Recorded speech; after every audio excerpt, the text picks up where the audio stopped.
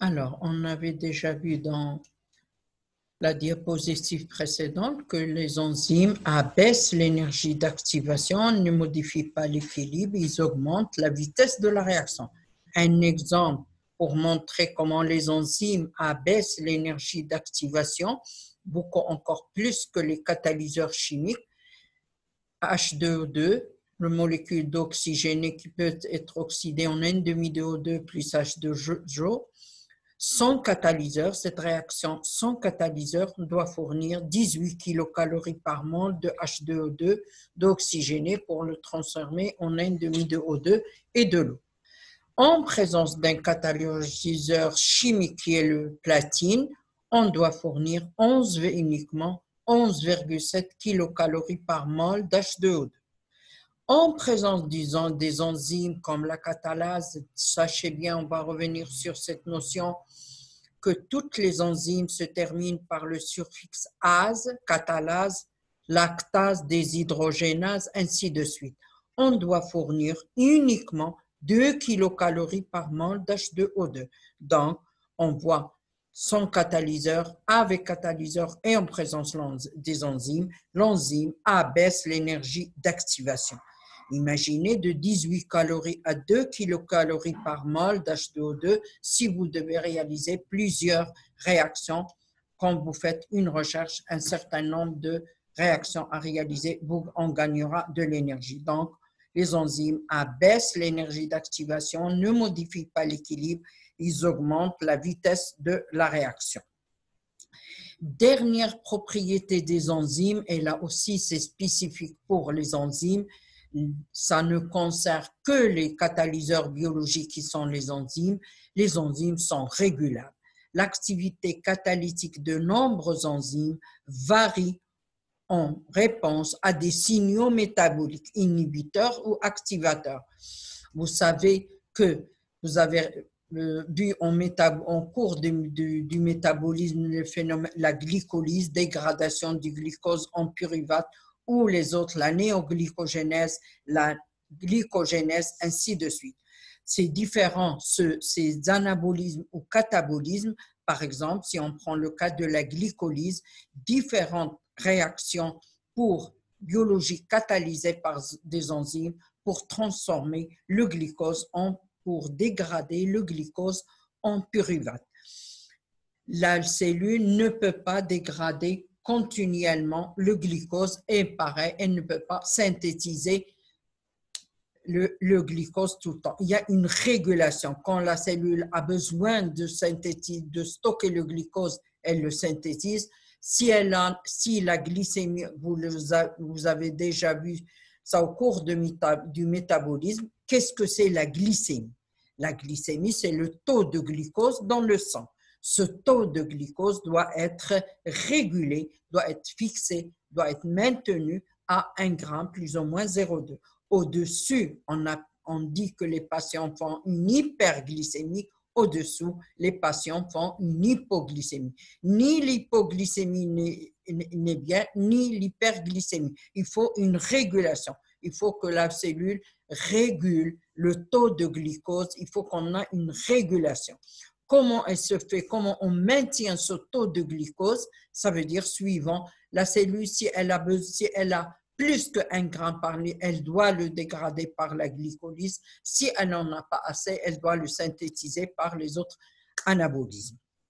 Mais toutes ces voies, que ce soit anabolisme et catabolisme, sont régulées par des enzymes. Pourquoi? Parce qu'on a des signaux métaboliques. Chaque enzyme, vous l'aviez vu dans le cas de la glycolyse, par exemple, la PFK1, la phosphofructokinase 1, qui catalyse la transformation du fructose 6-phosphate en fructose 1,6-phosphate, c'est une enzyme de régulation.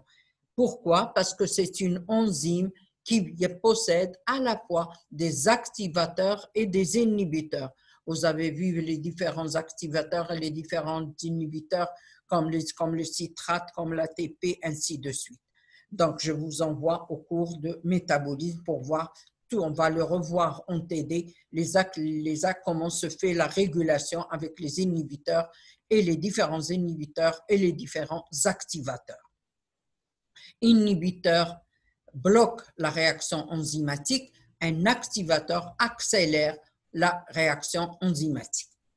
On va passer à un quatrième point qui est très important, structure de ces enzymes, de ces catalyseurs biologiques. Ce sont bien sûr des protéines. Enzymes, on a deux types, soit des enzymes entièrement protéiques, et là vous avez déjà vu ça dans le cours, des protéines, les holoprotéines et les hétéroprotéines.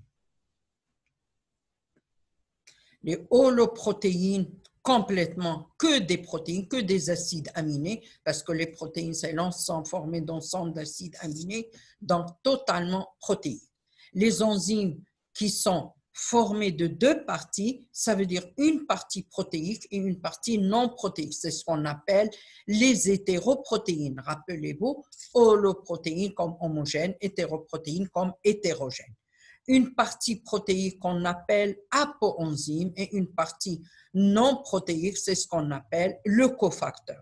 Le cofacteur existe, il y a deux types de cofacteurs dans une hétéroprotéine. Soit le cofacteur est un ion métallique, comme le manganèse, le Mg2, le magnésium, le cuivre, le fer, ainsi de suite. C'est-à-dire cofacteur inorganique, ne possède pas de carbone. Par contre, un deuxième type de cofacteur, c'est ce qu'on appelle coenzyme, groupement procétique, est là formé de carbone et d'hydrogène. Donc, on part d'apoenzyme, intervient dans la spécifique thermolabile, cofacteur, on va le voir comment il intervient par la suite dans les réactions chimiques. Les enzymes holoprotéines, là, il y en a qui sont constituées d'une seule chaîne, il y en a qui sont constituées de plusieurs chaînes, comme la lactate déshydrogénase et les enzymes allostériques. C'est la dernière partie de ces modules qu'on va voir qu'est-ce que c'est les enzymes allostériques, comment ils catalysent les réactions biologiques, comment ils interviennent dans la régulation du métabolisme, soit anabolisme, soit catabolisme.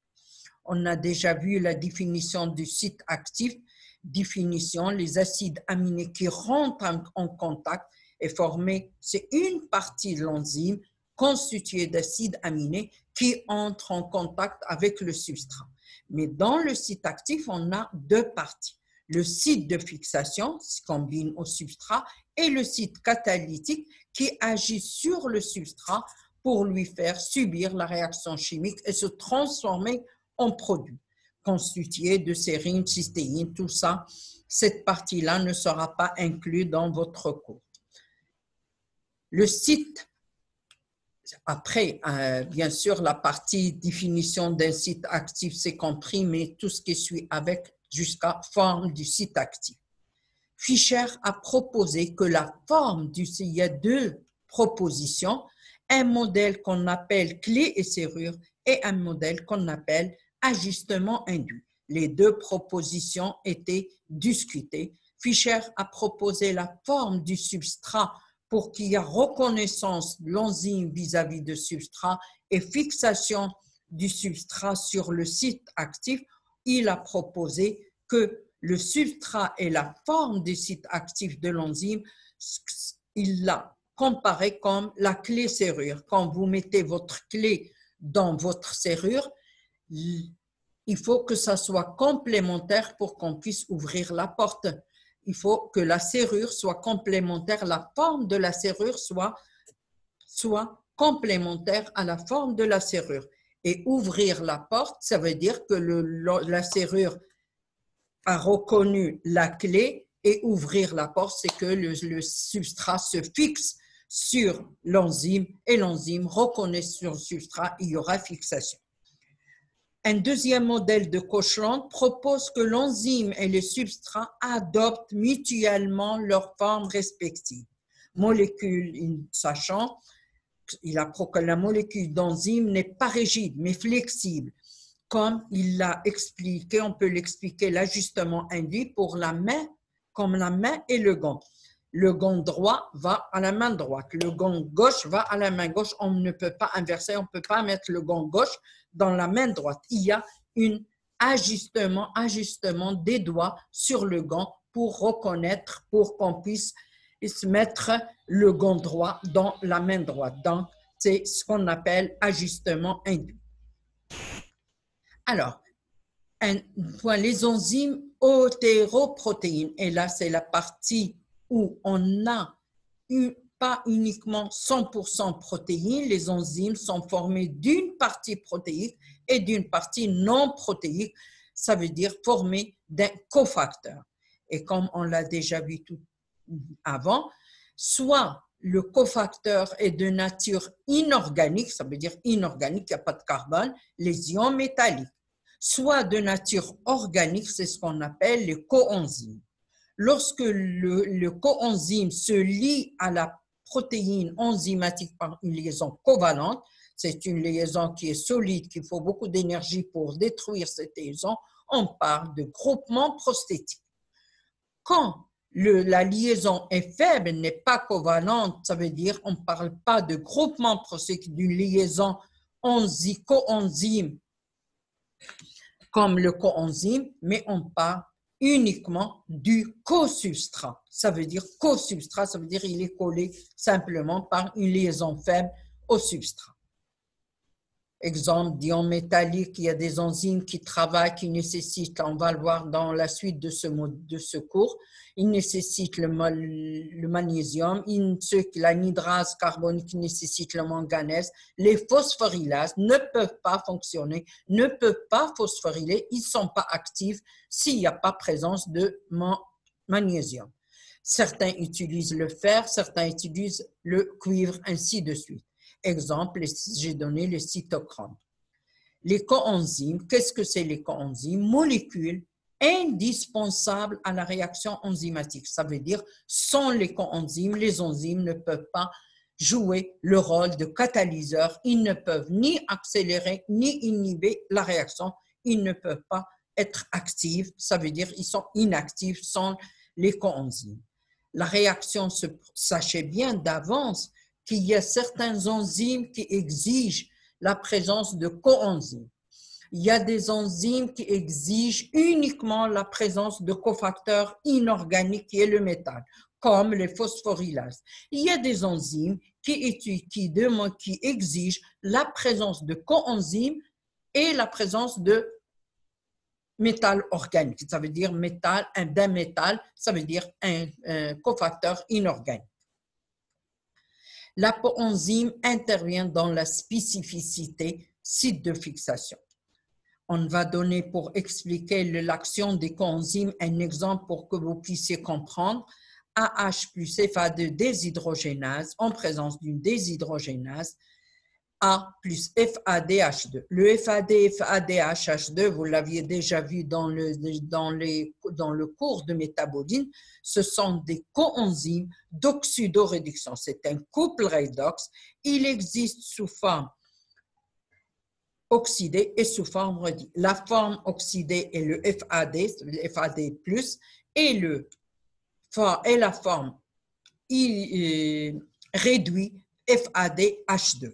Donc, un substrat réduit, AH2, plus une forme oxydée, on a des couples redox, par la déshydrogénase, c'est un transfert d'hydrogène d'un substrat A à une forme FAD qui va devenir FADH2. Ça veut dire transfert de l'hydrogène d'un substrat à un coenzyme sous forme réduite, AH2 qui deviendra A plus FADH2. Un autre substrat, si le FAD est sous forme réduite et le substrat est sous forme oxydée, on applique une hydrogénase parce que les déshydrogénases, c'est un transfert d'hydrogène d'un substrat à une forme réduite. Par contre, une hydrogénase va fixer l'hydrogène sur le substrat B et transformera FADH2 en FAD. FADH2 sous forme réduite, le B substrat sous forme oxydée et donnera le substrat sous forme réduite et le FAD sous forme oxydée. Une propriété très importante de ces enzymes, si l'enzyme possède double spécificité, une spécificité vis-à-vis du substrat, spécificité vis-à-vis des réactions, le coenzyme n'est pas spécifique. Ça veut dire quoi? Plusieurs enzymes différentes peuvent avoir le même coenzyme.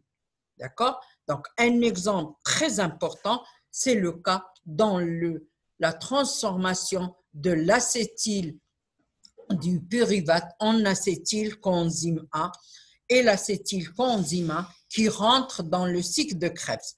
Dans le cycle de Krebs, on a élimination, vous l'aviez déjà vu dans le métabolisme, on a élimination de 3 molécules de NADHH+.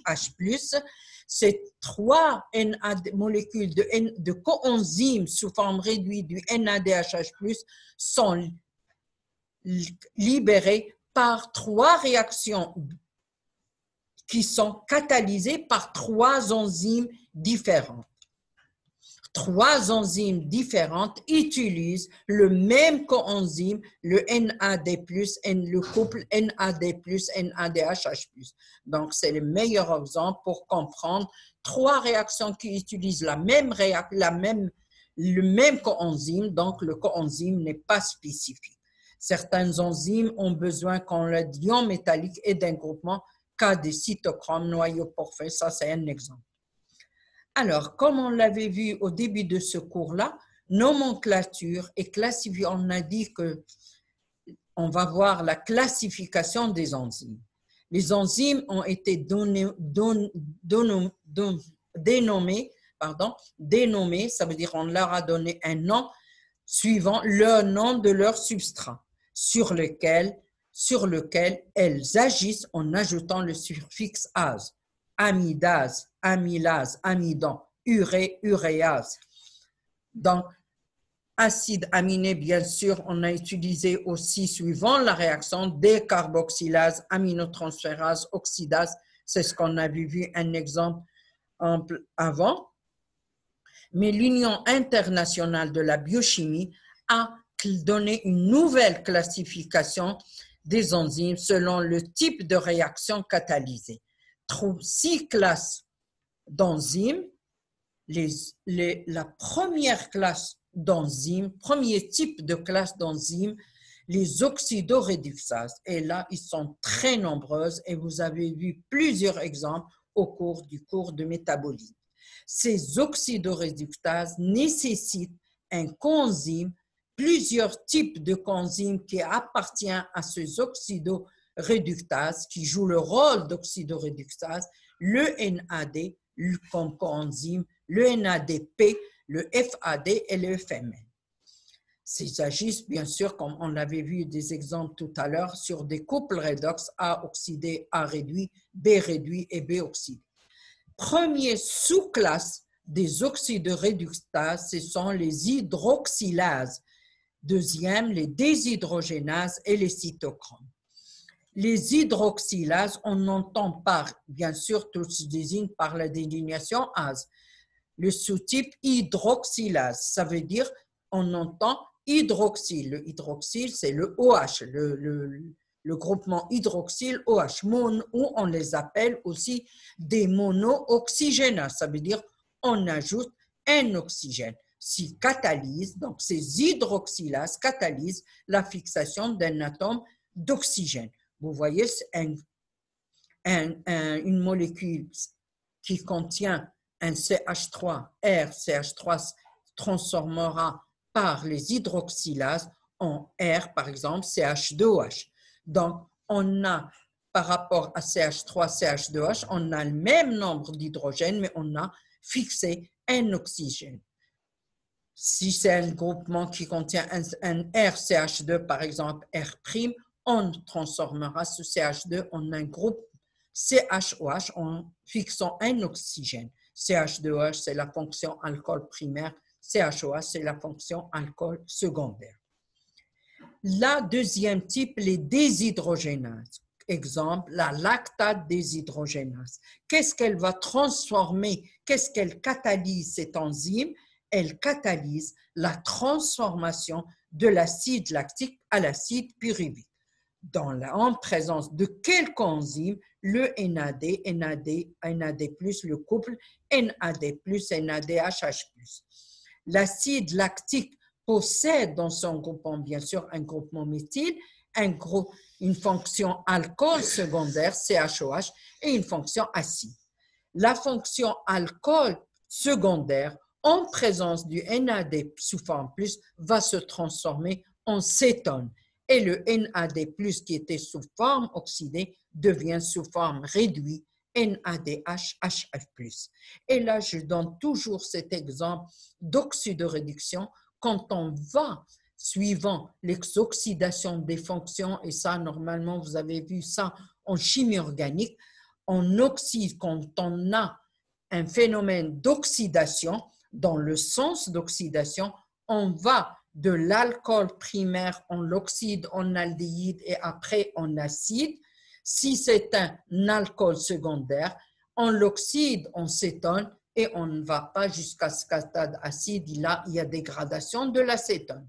Et dans le sens inverse, bien sûr, on a la fonction acide qui peut se transformer dans le sens de la réduction, acide en aldéhyde, aldéhyde en alcool primaire, et l'acétone se transforme en alcool secondaire. Là, on est dans le sens d'oxydation parce que c'est la lactate déshydrogénase, transfert aussi de groupement, comme on l'a dit. Qu'est-ce qui permet ces déshydrogénases? Transfert d'une molécule de H2, transfert d'hydrogène de l'alcool secondaire dans l'acide lactique à une fonction cétone en acide pyruvique, transfert de 2 hydrogènes sur le NAD+, qui devient NADH+. Et l'alcool secondaire devient une cétone par oxydation. Le cytochrome est un coenzyme héminique avec un groupement de fer avec un ion qui présente le fer présente 2 états d'oxydation, ce qui en fait un transport d'électrons de Fe2+ en Fe3+. 2+ devient 3+. C'est un transfert d'électrons. Ça, c'est les différentes les oxydoréduxases. Deuxième type de classe d'enzymes, les transférases. On a les transaminases, les phosphokinases ou les kinases et les transacétylases. Les transférases catalysent le groupement, transfert d'un groupement autre que l'hydrogène entre 2 substrats. Sinon, si on dit uniquement transfert de groupement, ça peut inclure l'hydrogène et on reviendra aux déshydrogénases. Non, les transférases catalysent le transfert d'un groupement autre, souligné, autre que l'hydrogène. Ça veut dire pas l'hydrogène, autre l'hydrogène entre 2 substrats, AX plus B, avec une transférase X, un groupement X de A à B, et on obtient BX. Les transaminases, et vous avez vu ça dans le cours des métabolites, dans le cours des acides aminés, transfèrent des radicaux aminés NH2 d'un acide aminé à un acide cétonique accepteur. Ça veut dire transfert d'un groupement amine contenu dans l'acide aminé pour devenir acide cétonique accepteur. Il accepte ce groupement qu'on a transféré de l'acide aminé à l'acide alpha-cétonique. Le coenzyme, on utilise ici le phosphate de pyridoxal. Vous avez déjà vu ça dans le cours des acides aminés. La phosphofructokinase ou kinase transfère d'un phosphate sur une molécule d'ATP, de l'ATP à l'ADP. L'ion Mg2+ est souligné. Ces phosphorylases, comme je l'ai déjà dit, n'exigent pas un coenzyme, or ça veut dire un cofacteur organique, mais ils exigent un cofacteur inorganique qui est long Mg2+. Sans le Mg2+, les phosphorylases ne peuvent pas être actives, ils ne peuvent pas faire la phosphorylation. ATP pour glucose, plus glucose donne ADP glucose 6-phosphate. C'est la première réaction, par exemple, de phosphorylation. Le type de réaction est une phosphorylation faite par une phosphorylase et c'est l'exemple qu'on avait donné au début de ce cours-là. Cette réaction est transfert du glucose de l'ATP au glucose qui deviendra glucose 6-phosphate. Les transacétylases transfèrent les radicaux acétyles, ça vient de l'acide acétique, CH3, COH, le groupement acétyl, CH2, COH, le coenzyme et l'acétyl-CoA. Et là, on avait vu plusieurs réactions dans le cycle de Krebs et dans l'entrée de l'acétyl-CoA dans le cycle de Krebs. Ça, on a vu des coenzymes de ce type-là. Les transméthylages transfèrent des méthyles, transfèrent des radicaux méthyles d'une molécule à une autre. Le coenzyme qui est utilisé dans ce type d'enzyme, on les appelle le coenzyme et l'acide tétrafolique. Le troisième type de classe d'enzymes, les hydrolases, ça vient de leur nom, hydrolyse, catalyse la rupture d'une liaison avec fixation d'une molécule d'eau AB plus H. Vous avez déjà eu plusieurs exemples d'hydrolyse AB plus H2 donne AH plus OH. Ce sont les hydrolases. Dans les hydrolases, qu'est-ce qu'on peut avoir comme différents types? Les estérases, les lipases et les osidases. Estérase, ça vient d'ester. On hydrolyse la liaison ester. Comment on a obtenu la liaison ester? Comment on obtient l'ester? Alcool plus acide dans l'ester. Réaction réversible. La réaction inverse, ça c'est ce qu'on appelle la saponification ou l'hydrolyse de l'ester en acide ou en alcool. Et la réaction inverse, c'est la réaction d'estérification, alcool plus acide qui donnera ester plus de l'eau. Dans le sens RCO, CH2, R' plus H2O qui donnera l'acide plus qu'alcool, on utilisera les estérases. Les lipases, qu'est-ce qu'ils hydrolysent? La liaison des glycérides. Qu'est-ce que c'est les glycérides? Ce sont des esters de glycérol et d'acide gras.